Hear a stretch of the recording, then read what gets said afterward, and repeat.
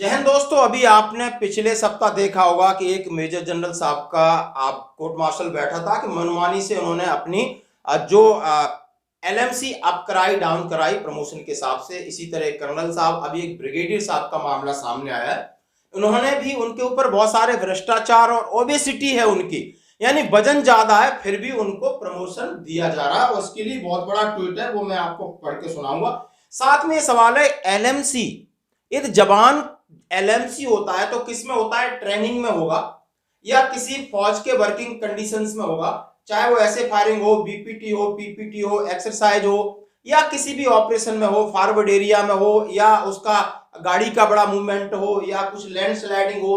उसकी physical injury हो सकती है, उसकी सर्जिकल इंजरी हो सकती है, उसकी मेंटली प्रेशर से इंजरी हो सकती है, और उसको नाना करके दिया जाता है, not tweeted and not abbreviated, और उसको फायदा नहीं मिलता। एक जवान का आज कॉल आया, बड़ा दुखी था कि साहब मेरे साथ ऐसे नीरो की प्रॉब्लम हो गई है, मुझे घर भेजा जा रहा है, कुछ नहीं मिल रहा है मुझे, आखिर मैं क्या करूं, किसके आगे रोऊं। और वहीं पर आपको एक बात जो सीएजी की रिपोर्ट कह रही है, जिसने एमओडी में डंडा डाल के रखा है, उसने कहा है कि इंडियन आर्मी के अंदर मैक्सिमम अफसर जो कि आंकड़ा दिया है करीब 40 से 45% अफसर लाइफ टाइम डिजीज का फायदा, लाइफ टाइम जो समझते हो, लाइफ टाइम मतलब आप समझते हो ओबेसिटी है, डायबिटीज है, हाइपरटेंशन है, ऐसी कैटेगरियों से पूरी नौकरी निकाल ले जाते हैं। वो फील्ड में नहीं जाते, किसी ऑपरेशन में नहीं जाते, अल्टीट्यूड में नहीं जाते, और आराम से पीस में बैठ करके जब उनका मन करता है कैटेगरी अप करके प्रमोशन ले लेते हैं, नहीं तो हायर रैंक लेने के बाद इसके साथ वो डिसेबिलिटी पेंशन आते हैं और लाखों रुपए की चपत लगाते हैं। भारतीय, आप समझते हो, सेना को लगाते हैं, देश को लगाते हैं। ये सवाल है कि एक जवान है जो इतनी काम करके इंजरी हो जाता है, आप उसको फौज में रख नहीं सकते 15 साल कि वो पेंशनेबल सर्विस हो जाए, उसको घर से निकाल देते हो, फौज से निकाल के घर भेज देते हो, आखिर वो क्या करेगा उसका बीवी बच्चे और पेरेंट्स। दूसरी बात ये सोच सकता हूं, आपको इतना तो पता है कि जवान यदि लंगड़ा है, लूला है, या टेढ़ा है, या कैसे है, उसके बगैर आपकी फौज नहीं चल सकती, उसके बगैर यूनिट नहीं चल सकती है, सेना नहीं चल सकती। और यह भी आपको पता है कि अफसर चाहे कितने भी एलएमसी हो, उनके बगैर आपकी यूनिट के सारे काम, ऑपरेशन सारे काम चल सकते हैं। तो इसका इंपॉर्टेंस किसका ज्यादा है? अधिकारी का इंपॉर्टेंस ज्यादा है या नीचे जवान में काम करने का? काम कौन करता है? जवान करता है। लड़ाई कौन लड़ता है? जवान लड़ता है। सारी चीज ये करते हैं, और इनको लागू होते हुए भी बस इनको ऑफिस, चेयर, सरकारी गाड़ी, सरकारी खाना चाहिए। फिर ऐसा क्यों हुआ? और इसी के ऊपर एक ट्विटर है, आप सुनिए। Indeed, a black day in the history of the Indian Army.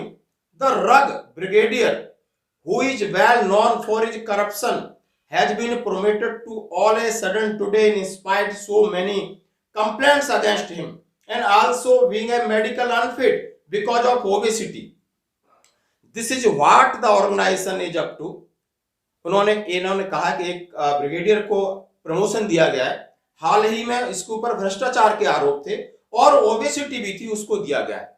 और एक ऐसा उदाहरण दिया है जो सिर्फ 3 केजी जिसका ओवरवेट था, एक ब्रिगेडियर साहब थे, उनको मेजर जनरल प्रमोशन आ गया था, उनको टाइम मिला था और वो अप नहीं हो पाया, उनका नाम दिया है।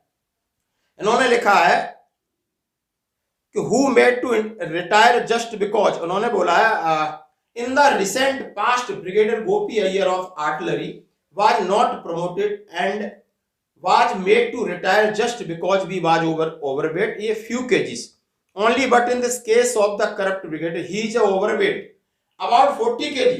Where is the justice? And corrupt brigadier is supposed to dispense justice only after becoming JAG.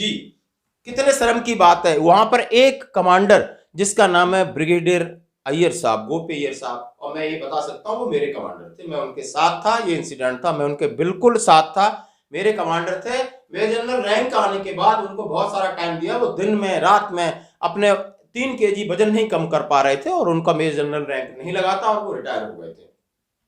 इसीलिए मैंने वीडियो बनाया कि मैं इन कमांडर साहब के साथ नौकरी किया है। तो दोस्तों ये कह रहे हैं कि बाकी एक जिसको दिया है उसके ऊपर कितना जोर से ये कहा है पता है, आप ये ट्विटर पर पढ़ा है, और ऐसे इनके नीचे जो कमेंट्स करते हैं तो आप समझ सकते हैं कि देश के बुद्धिजीवी लोग भी जग गए।